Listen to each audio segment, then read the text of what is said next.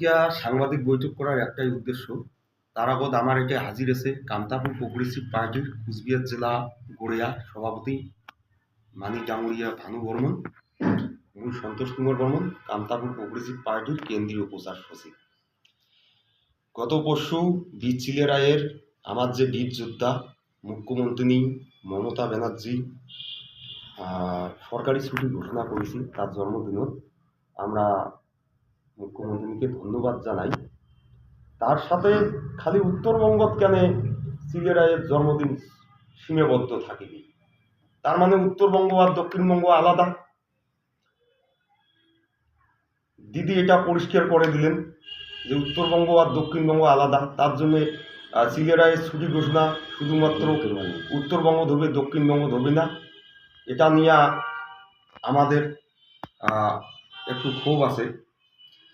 ভাষা একই ভাষার নামে দুইটি একাডেমি কে, আর একই ভাষার দুইটা নাম কে, একটা রাজবংশী একটা কামতাপুর।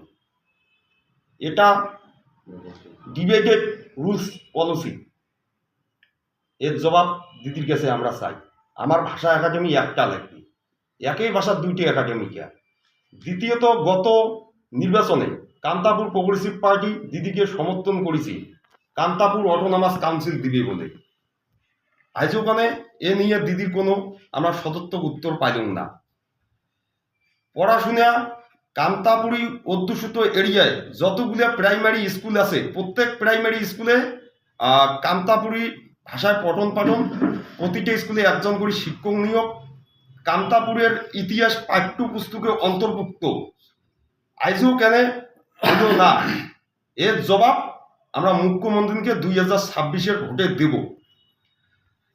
এছাড়াও কালকে কেন্দ্রীয় স্বরাষ্ট্র প্রতিমন্ত্রী স্বরাষ্ট্র মন্ত্রক থেকে জানিয়ে দিছে যে এটিকার মাটির মানুষের ভাষা কামতাপুরি ভাষা অষ্টম তহসিলভুক্ত করবে না।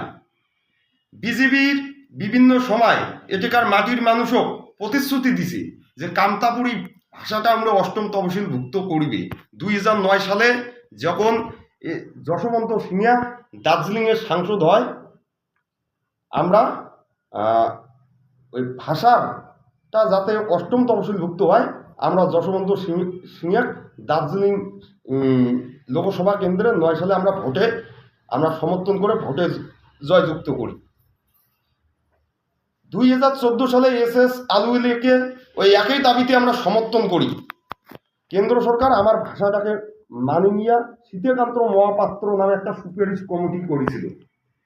এতদিন এই ভাষা রাজ্য জনজাতিকরণের কথা কয়া কেন্দ্র সরকার এটিকার দেশীয় রাজবংশী উত্তরবঙ্গের ভূমিপুত্র মানুষগুলোর ভোট নিয়ে আজকে বিজেপি তার স্পষ্ট বার্তা ক্লিয়ার করে দিল 26-এর ভোটের আগে যে আমরা কামতাপুরি ভাষা কি কামতাপুর রাজ্য জনজাতিকরণ করবে না।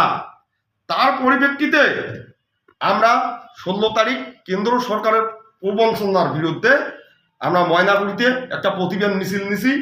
আর 20 তারিখ আসাম ধুবড়ি গৌরীপুরে আমরা কেন্দ্র সরকারের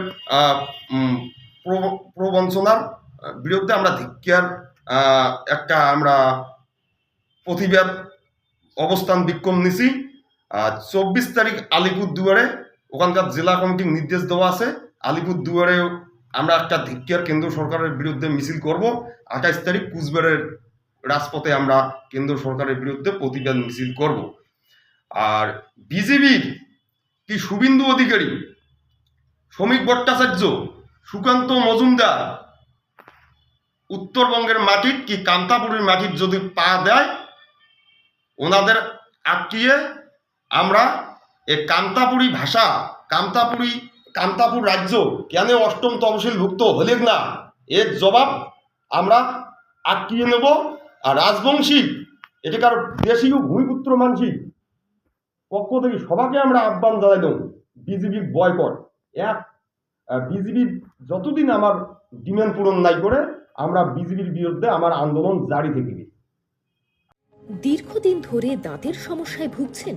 তাহলে আর দেরি না করে আজই চলে আসুন কোচবিহারের সবচেয়ে আধুনিক ও সুসজ্জিত চেম্বার ডেন্টাল কেয়ারে।